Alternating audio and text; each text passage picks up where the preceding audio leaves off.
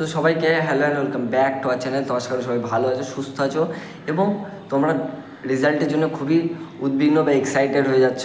তো দেখো, তোমাদের একটাই কোশ্চেন, দাদা রেজাল্ট কবে বেরোতে চলেছে? স্যার রেজাল্ট কবে বেরোতে চলেছে? তো দেখো, তোমাদের এই কোশ্চেনের আজকে আমি প্রপার অ্যান্সার আমি তোমাদের দিয়ে দেবো। তো প্লিজ ভিডিওটা প্রথম থেকে শেষ পর্যন্ত দেখো, স্কিপ করো না, তাহলে যে জিনিসগুলো আমি বলবো, যে ইনফরমেশানগুলো দেবো, সেগুলো তোমরা এড়িয়ে যাবে, ফলে বুঝতে পারবে না রেজাল্ট কবে দিতে চলেছে।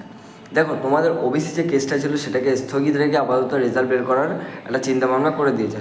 সে মতো অবস্থায় দাঁড়িয়ে ডব্লিউবিজেই বোর্ড যখন তখন রেজাল্ট বের করতে চাইবে বা বের করে দিতে পারে। অলরেডি সেখানকার ডব্লিউবিজেই বোর্ডের যে স্যাররা আছেন তারা অলরেডি রেজাল্ট সব কিছু কমপ্লিট করে রেখে দিয়েছেন। যতদিন না পর্যন্ত সুপ্রিম কোর্টের এই ওবিসি নির্দেশটা আসছে ততদিন পর্যন্ত তারা সেই রেজাল্টটাকে দিতে পারছিল না। সো রেজাল্টের একটা সমাধান যেহেতু বের করে দিয়েছে, এখন দেখতে পাবে খুব তাড়াতাড়ি, অর্থাৎ তোমাদের আজ কিংবা কাল, অর্থাৎ সাত তারিখের মধ্যে তোমাদের আশা করা যায় রেজাল্ট বেরোতে চলেছে। অর্থাৎ 7 তারিখ ধরে নাও, তোমাদের ম্যাক্সিমাম 11টা থেকে দুপুর 12টার মধ্যে রেজাল্ট বেরোতে চলেছে। তো প্লিজ সবাই একটু কেয়ারফুলি থেকো। এবং দেখা যাচ্ছে এরকম একটা সমস্যা হতে পারে যে তোমরা যখন 11টা-12টার সময় ডব্লিউবিজেই সাইট খুলছো, ইনকেস দেখা যেতে পারে সার্ভার ইস্যু দেখা যেতে পারে।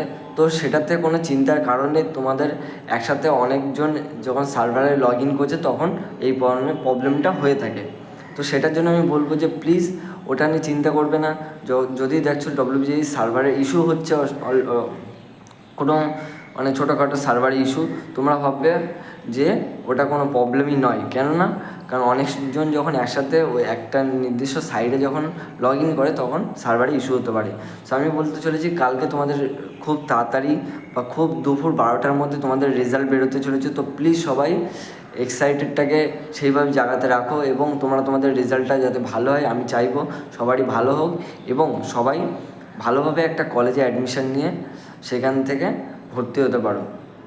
এবং তার সাথে সাথে আমি যে ইনফরমেশানগুলো তোমাদের দিয়েছিলাম সেগুলোকে মাথায় রেখে এগিয়ে যাও এবং ডকুমেন্টসগুলোকে ভালোভাবে রেডি করো। তো আজকে ভিডিওটা আমি এখানে শেষ করব। দেখা হচ্ছে নেক্সট আবার নতুন ভিডিও নিয়ে। তো আজকের মতো টাটা।